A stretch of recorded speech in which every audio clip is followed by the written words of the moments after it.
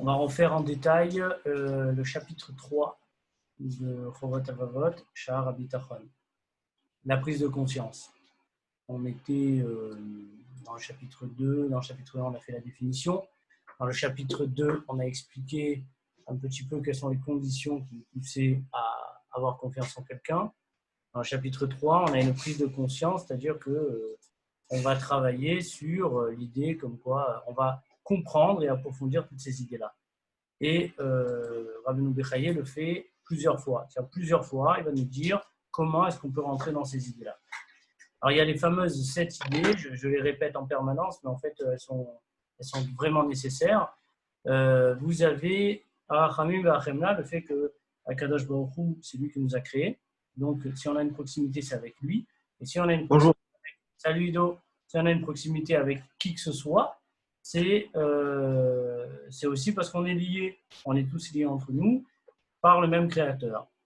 Eneno mitarlem velo mitaratzel, c'est parce que si quelqu'un, en fait, on avait expliqué que c'était des méthodes qui marchaient un peu comme un millefeuille, et chacune des qualités avait aussi des défauts, et la qualité qui venait après, elle venait corriger le défaut d'avant. Donc, je peux avoir pitié de quelqu'un, mais ne pas être investi. Je peux être investi, mais pas avoir de pouvoir, c'est le point 3. Je peux avoir du pouvoir, mais l'utiliser bêtement parce que je ne sais pas ce qui est bon pour la personne en face, c'est le 4.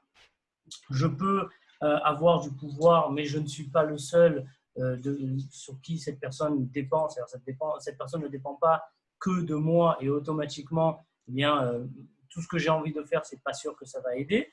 Je suis peut-être, je vais dépendre que d'une seule et même personne, et surtout, est-ce que je mérite, et donc est-ce que la personne en qui j'ai confiance, elle est betachrit anedivut. Donc on a vu quelques idées qu'on va développer. Donc l'idée numéro 1, c'est l'empathie. Dieu est la source de toute miséricorde. Même les autres amours que les autres nous portent, ils sont d'origine divine. Si quelqu'un nous aime ou pas, Dieu peut intervenir là-dessus. Il peut faire en sorte que quelqu'un, Gemara explique que certaines personnes ne s'aiment pas pour aucune raison. Et elle dit, s'il n'y a vraiment aucune raison, c'est qu'il y a des défauts entre les deux personnes et ces défauts ne doivent pas communiquer. C'est un peu comme il y a certains virus qui sont au fin fond de Wuhan, et ils auraient mieux fait de rester au fin fond de Wuhan. Ils n'auraient pas dû sortir de là-bas. Eh bien, il y a des défauts, des espèces de pangolins négatifs qui se baladent dans notre neshama. Et en fait, il faudrait des fois mieux qu'ils restent bien au fond dans une forêt de notre neshama. Et donc, si jamais ils rentrent en relation avec une chauve-souris négative du mec d'à côté, spiritique, eh bien, ça va créer une grosse pagaille. Et donc, Akadosh Baruch Hu, il préfère jouer et interagir sur le fait qu'on s'aime ou on ne s'aime pas, pour ne pas qu'il y ait ce genre de corrélation un peu négative. La deuxième chose, c'est le concepteur. Donc Dieu, c'est le concepteur, il n'y a que lui qui peut connaître réellement l'homme. C'est-à-dire que si moi, demain, il y a un gars qui vient et qui me dit non, mais je sais, ta Mercedes, c'est comme ça qu'il faut s'en occuper et l'entretenir, et j'ai à côté un ingénieur de Mercedes qui me dit ah non, pas du tout, bah, je vais écouter le concepteur, bien évidemment. Il est peut-être très sympa, mon copain, il est peut-être abonné à Automobile Magazine ou à Auto Plus, mais dans tous les cas, il ne sera jamais au niveau du gars qui a conçu la chose. Donc, c'est notre concepteur, d'accord. Il sait exactement ce qui marche et ce qui ne marche pas chez nous. Il peut nous comprendre mieux que nous-mêmes, donc à ce niveau-là, il n'y a qu'à avoir confiance. L'idée numéro 3 que je vais avoir, c'est le fait qu'il est invincible. Alors oui, Dieu est invincible, sinon ce n'est pas Dieu. Puisqu'il est à l'origine de toute chose, chez nous, ce n'est pas comme dans le christianisme, dans lequel il y a deux forces qui s'opposent, Lucifer, le bien, le mal, tout ça. Non, le bien et le mal sont les deux facettes d'une même pièce. Ils servent juste à mettre plus en valeur l'un que l'autre. C'est comme le blanc et le noir. Mais à la barre, il y a un seul capitaine, parce que sinon, une voiture dans laquelle il y a deux volants, ben, à un moment donné, on va se retrouver avec une roue à droite et une roue à gauche. Donc, on ne va pas développer le truc, mais Dieu est invincible. Une fois que je prends conscience de cette idée, automatiquement, ben, quand j'ai confiance, je suis plus détente.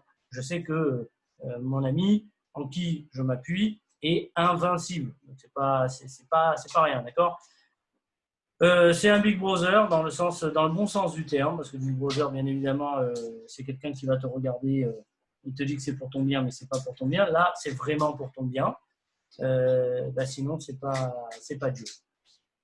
Ensuite, un point très important, Akadosh Baruch Hu est exclusif sur ma vie. C'est-à-dire que ce que lui peut me faire, personne ne peut le faire. C'est-à-dire que personne au monde ne peut me faire du bien ou du mal s'ils ne l'acceptent pas. Alors, ils ont le libre arbitre de vouloir le faire et d'essayer de le faire. Si en effectif, ça se fait ou pas, ça dépend de lui, ça ne dépend pas d'eux. Et cette idée, elle est tellement centrale que si jamais je pense qu'un être humain a un pouvoir sur ma vie, le bitachon en Hachem commence à s'effriter si ce n'est pas qu'il disparaît. C'est-à-dire que si demain je travaille dans une société et j'ai un patron, je viens voir ce patron, je lui dis, je lui parle et il a du pouvoir et lui il peut me dire blanc, noir, orange ou violet et qu'il y a un deuxième patron, admettons que ce sont des associés et que le deuxième aussi vient et me dit autre chose, ben déjà j'ai moins confiance au premier. Si maintenant il y a un troisième patron parce qu'ils sont 3 associés, ils ont eu la bonne idée de s'associer à 3,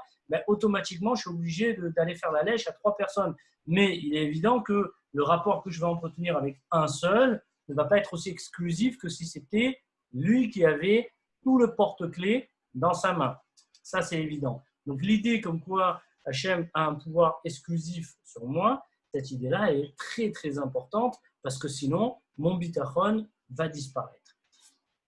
Le fait que Akadosh Baruch Hu est un bienfaiteur, ça nous rassure dans le sens qu'on va se dire mais attends, peut-être que je ne mérite pas. Non, mais c'est sûr que tu ne mérites pas. Il y a pas mal de choses que tu ne mérites pas. D'ailleurs, tu n'as rien fait pour mériter la vie. Quoi. Ça va être à donner la vie alors que tu n'as rien fait avant. Donc, rien que ça devrait te donner une indication sur le fait que Akadosh Baruch Hu n'a pas besoin que tu mérites. Par contre, il est évident qu'il va jouer avec la récompense et la punition pour t'aider à aller dans le sens qu'il veut, c'est-à-dire le sens dans lequel tu vas t'épanouir toi-même. Et là, on va voir une idée, l'idée numéro 7, je vais vous l'expliquer en long, en large et en travers le plus possible parce qu'elle est vraiment très, très profonde. Toutes les choses dans le monde sont coordonnées et c'est des causes et effets. Chaque chose dans le monde a une place bien précise. Moi, à mon niveau de constatation, je suis au bout de la chaîne. C'est-à-dire que j'arrive et je dis, tiens, voilà ce qui m'arrive. Je regarde avec mes petites lunettes sponsorisées par Chris, bien sûr.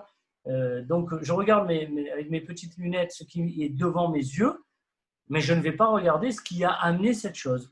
Alors, ça a l'air très facile à dire, mais on va voir, je vais l'expliquer là maintenant, vraiment d'où ça vient. C'est assez compliqué. Donc, toute tentative, ça c'est une traduction du Chovot HaLevavot direct, toute tentative d'avancer ce que Dieu a décidé de reculer ce que Dieu a décidé d'avancer, mais qui nous rentre dans la conception du divin.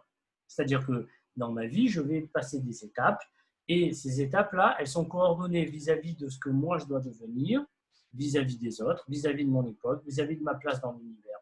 Et donc, lorsqu'Akadosh Baruch Hu, il me dit, là actuellement tu es à Marseille, et que moi dans ma tête, je dis non, je devrais être en Angleterre ou en Italie, eh bien, c'est que moi, j'ai des données et lui, il les a, ces données. Par contre, les données que moi j'ai, c'est sûr qu'il les a. Par contre, les données que lui, il a, c'est sûr que je ne les ai pas non plus. Et donc, il est évident que moi, je fais 2 et 2 égale 4, mais 2 et 2 égale 4, mais je n'ai pas toutes les données. Alors, j'arrive à des conclusions différentes d'Hachem. Et je m'énerve sur ma situation. Je vais le donner si on peut avoir une ligne du temps dans laquelle on commence par la naissance et on finit par l'apologie de la sagesse quand on passe de l'autre côté, quand on meurt, hein, mais il fallait le dire gentiment. Donc j'ai ma naissance, j'ai mes études, j'ai mon mariage, j'ai ma famille, j'ai mon travail et je meurs. Donc ma naissance, elle va être bien précise. C'est un ensemble de plein de paramètres. J'ai mes parents. Si j'ai ses parents plutôt que ses parents, ben, je ne suis pas la même personne. Si je nais dans tel endroit plutôt que tel endroit, je ne suis pas la même personne. L'époque influence, la fratrie influence, les maladies et l'apprentissage vont influencer.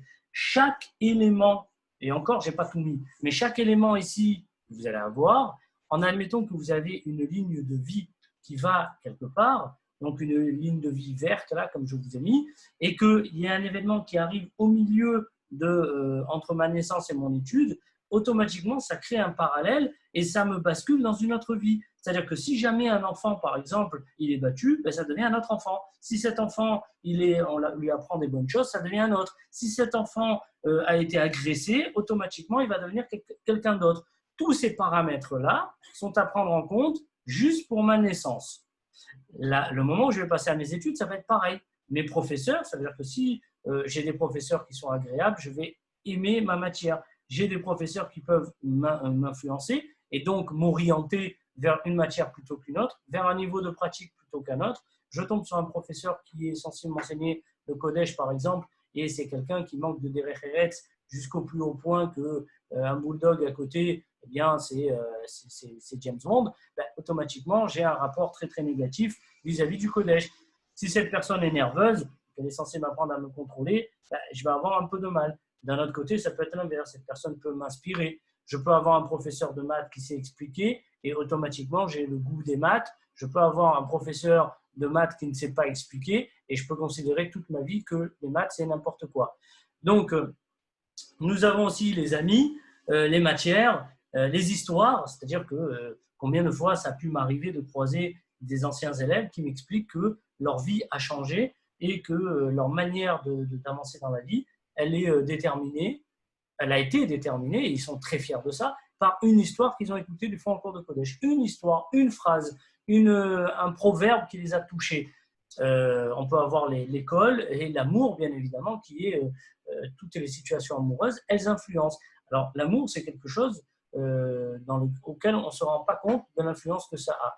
Le problème, c'est qu'on s'en rend compte qu'une fois que c'est catastrophique, c'est la raison pour laquelle la Torah nous demande de ne pas jouer avec les sentiments, parce que ça fait partie des choses les plus importantes, les plus intimes, et lesquelles peuvent avoir une influence catastrophique. Pour le couple, alors je ne vous dis pas, parce que certaines personnes ont l'impression que le couple, c'est au petit bonheur la chance, et ça se passe comme dans Netflix, on se balade, il y a une petite musique, et tout est au ralenti. Non, ça ne se passe pas comme ça. Donc, si je réfléchis d'où je viens, moi et mon conjoint, on est 2 personnes, admettons qu'on a 2 enfants, ça fait 4 personnes, on a 4 enfants, on est déjà 6. Mais mes parents plus ses parents, eh bien, ça implique encore 8 personnes sur 2 générations. Je remonte sur 5 générations, il y a 32 personnes à rajouter, 10, il y a 1024. Et si je remonte de 30 générations, ce qui n'est pas énorme, hein, mais je remonte à 30 générations, ce qui serait un tiers de l'histoire du peuple juif, c'est-à-dire que je suis la somme de 1 milliard de personnes quand même qui se sont croisées. Alors, je ne viens pas de nulle part, hein, et si c'est la somme de tout ça, il est évident qu'Akadosh Baruch Hu va faire attention, et c'est pour ça que la Gemara insiste sur le fait qu'Akadosh Baruch Hu va regarder le moindre mariage et il va le gérer avec beaucoup, beaucoup de précision. Maintenant, d'un côté, c'est une responsabilité énorme parce que, à l'inverse, pas à l'inverse, mais dans l'autre sens, admettons que je me marie, j'ai un garçon et une fille, chacun vont se marier, chacun a un garçon et une fille qui vont se marier. Donc, sur 3 générations, c'est-à-dire ma génération, les enfants et les petits-enfants, on est 16, on est 2 générations, je rajoute des arrière-petits-enfants, ça fait 30, je rajoute encore une génération, ça fait 62, je rajoute encore, on est à 126, à la 7e génération, on est à 1134. Ça fait pas mal, hein, ça veut dire, bon, bien évidemment qu'on ne les voit pas, mais sur 6 siècles, 16 millions de personnes. Donc, heureusement, c'est sûr que niveau allocation familiale, tu pètes le plafond là. Hein. Donc, on va voir jusqu'à combien ils vont nous laisser nous allonger l'espérance de vie, parce qu'effectivement, avec 16 millions d'enfants, il faudra revoir le plafond. Je donne un autre exemple, vraiment parce que cet exemple, plus on prend conscience et plus il va nous aider à avoir confiance en Hachem, parce qu'on va se rendre compte que combien de choses on ne gère pas et combien de choses, lui, les gère. Donc je mange une tartine. Pour manger une tartine, il a fallu la fabriquer. Donc pour la fabriquer, il a fallu bien évidemment un champ, il a fallu de la pluie, il a fallu des céréales, il a fallu un fermier qui s'occupe de ce champ, qui va récolter toutes les céréales. Il va falloir moudre le blé, donc dans un moulin. Ensuite, je récupère de la farine. La farine elle-même, je vais la filer à un boulanger qui va me cuire ma tartine. Mais attention, hein, j'ai besoin aussi de la tartiner au moins avec du beurre. Donc, il me faut un champ avec du blé qui va être mangé par une vache qui elle-même va donner du lait. Le lait, on va donner du beurre. Et le beurre et toutes ces matières premières, on va devoir les transporter jusqu'à moi. Je n'ai pas fait tout, hein, mais chaque élément ici, c'est un processus à part entière. Ça peut être exponentiel. La puissance du grain de blé, Aujourd'hui, un grain de blé, quand je le plante, va donner un épi. Un épi de blé donne entre 45 et 50 et quelques grains de blé. Donc, je reste sur 45. Donc, je plante un grain de blé, je récolte 45 grains, je plante les 45 grains, je récupère 2025 grains. Les 2025, quatrième étape, je les plante. Je suis à 91 125, je les plante. Je suis à 4 1100 625 grains de blé. Donc, en 5 étapes, je passe de 1 grain tout seul, qui va se multiplier par 45 à chaque fois, et j'atterris à ce niveau-là. Alors, il est évident que même si ça prend du temps, d'accord, en réalité, les choses sont très rapides, les causes et effets sont très rapides. Si Akadosh Baruch Hu veut que tu deviennes riche, c'est du jour au lendemain. S'il veut qu'une personne aura les nous perde de l'argent, c'est du jour au lendemain. Donc, vraiment, quand on prend conscience de cette idée, tu vois, Tachem Kerefaïn, automatiquement, Dieu peut te sauver comme un clignement d'œil. Il n'y a aucune raison à avoir la moindre peur et savoir que quand tu es accompagné par Akadosh Baruch Hu, il peut vraiment tout faire. À partir de là, ça c'est des idées à répéter, mais on va voir maintenant quelques petits détails concernant le bitachon. Avant de commencer au côté pratique. On a une étape ici, c'est-à-dire une fois qu'on a vu ces 7 points et qu'on les a pris en confiance, en prise de conscience, il y a l'idée que c'est très important de savoir que tout ce qui est moussard, eh bien, on ne peut pas mentir. C'est pour ça que ce n'est pas intéressant. La plupart des gens, nous dit le Sabbat Novardok, n'aiment pas étudier le moussard parce qu'ils préfèrent avoir quelque chose qu'ils peuvent contrôler. Mais dans le moussard, tu peux pas mentir. Ça veut dire que tu ne peux pas dire à Hachem, j'ai bitachon et tu n'as pas bitachon. Il le sait. Hein. Tu ne peux pas lui mentir. Donc, ce n'est pas falsifiable. Il faut savoir qu'on rentre dans quelque chose qui n'est pas falsifiable. Ensuite, la troisième étape, il faut surtout ne pas associer qui que ce soit dans la confiance d'Hachem, soi-même ou quelqu'un d'autre. Au plus on multiplie les intermédiaires, au plus on compromet la mission. Akadosh Baruch Hu ne veut aucun intermédiaire. Aucun.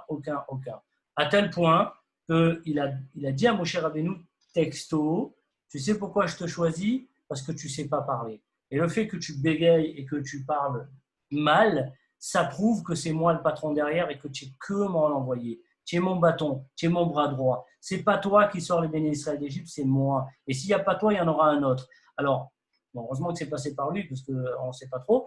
Mais dans tous les cas, Hachem est exclusif. Vraiment, il est exclusif à ce niveau-là. Et au plus, on va essayer de courir après l'un, après l'autre, après le pouvoir, l'argent, le ceci, le cela. Au plus, on va essayer de s'attacher à autre chose qu'Hachem, au plus, on va compromettre notre bitachon. Il n'y a même pas le nom de Moshe Rabbeinu dans la Haggadah. C'est pour vous dire. Dans la Torah, quand on parle de la Géoula, il n'y a pas une fois le nom de Mashiach. Ça veut dire presque. Il y a même un avis dans la Gemara. Alors, il n'est pas, bien évidemment, on ne le suit pas, c'est Rabbi Hillel. Dans la Gemara de Sanhedrin, il dit bon, ben, Mashiach, ça n'existe plus, c'est bon. Hachem nous libère sans Mashiach. On n'en a même pas besoin pour lui. Alors, bien évidemment, ce n'est pas comme ça. La Géoula, elle va passer par un individu qui s'appelle Mashiach, mais ça pourrait ne pas passer par ça. Ça aurait pu, mais ça ne va pas être, mais ça aurait pu. Dans le sens que vraiment, Akadosh Baruch Hu est exclusif à ce niveau, et au plus on n'a que lui, et bien, au plus on a tout en fait. Donc, ça, c'est important. La quatrième étape, et avec ça, on va terminer, parce que ce sujet, on peut le développer. Est-ce que si je suis un rachat volontaire, parce qu'on avait expliqué dans le chapitre 1 que même si je suis un rachat, je peux faire bitachon. Même si je suis un rachat, ça ne veut pas dire j'ai décidé d'être un rachat. On avait bien fait la distinction. Maintenant, admettons que j'ai décidé d'être un rachat. Moi, je me dis, écoute, moi j'ai bitachon et je ne fais pas la Torah. Voilà. Donc, d'après le Sabbat Novardok, il y aurait une discussion entre deux Rishonim. Rabbeinu Bechaye, dans Chovot HaLevavot, considère que toute personne qui n'essaye pas d'appliquer ce que Akadosh Baruch Hu lui dit est tout simplement un imbécile. Parce qu'il part du principe que lorsque je suis ami avec quelqu'un et que je m'engage à lui donner quelque chose, si lui fait toutes les choses que je déteste, il est évident qu'au bout d'un moment, je vais dire, écoute, on ne va plus être amis, toi et moi, quoi. C'est-à-dire, je veux bien m'occuper de toi, t'aider, mais si tu passes ton temps à mettre tes pieds sur mon fauteuil Chesterfield ou bien à jouer avec ma cafetière, on ne va pas être potes, tu vois. Et surtout, tu ne changes pas le fond d'écran de mon téléphone. Enfin bref, il y a pas mal d'éléments que si jamais on s'amuse avec ça, la personne en face, ça ne va pas lui plaire. Maintenant, le Ramban, dans Emouna ou Bitachon, Rabbeinu Moshe Bar Nachman, Nachmanide, pas Maïmonide, lui aurait dit que le Bitachon n'a aucune incidence, ne marche pas du tout avec le niveau de qualité. Le niveau de qualité que j'ai dans ma pratique de la Torah. Je me rappelle avoir dit à Rav Dov Yafé, Zichrono Livracha, qui était Zkan Amashgichim, Rav Dov Yafé qui est décédé il y a 2 ans, et qui a connu Chazon Ish, qui a connu tous les Gdolim de cette génération. Je lui avais dit, je ne vois pas la discussion dans le sens que le Ramban ne dit pas qu'il faut faire exprès d'être un rachat, et le Chovot Halvavot ne dit pas que tu es obligé d'être un tzaddik. Il dit juste que vraiment tu dois t'efforcer d'appliquer la volonté de Dieu. Alors, il m'avait dit, et c'est une bonne remarque, effectivement, donc peu importe, dans tous les cas, je pense qu'on le lit assez dans le schéma, qu'à partir du moment où on essaye d'appliquer la Torah, de notre partie, Hachem nous ouvre toutes les portes. Bezrat Hachem pour ce Shavuot, je vous souhaite à tout un chacun, toutes et à tous, que Kadosh Baruch Hu vous ouvre toutes les portes, et tout ce qu'on ne vous a pas encore donné, eh bien que ça s'ouvre dès maintenant, et que on ait une Kabbalat Torah, des maîtres depuis une minute. Voilà, bonne soirée.